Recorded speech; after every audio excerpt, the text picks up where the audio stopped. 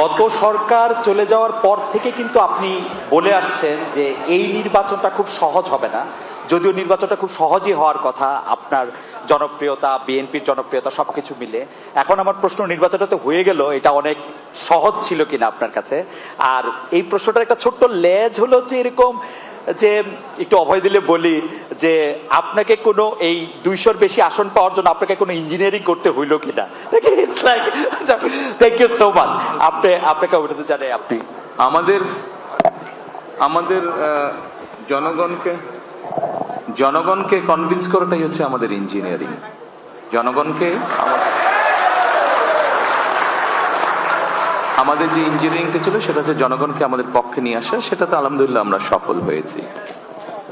আর জনগণকে কনভিন্স করে একটি সুষ্ঠু সুন্দর পরিবেশ এনশিওর করাটাই ছিল আপনার প্রথম প্রশ্নের উত্তর।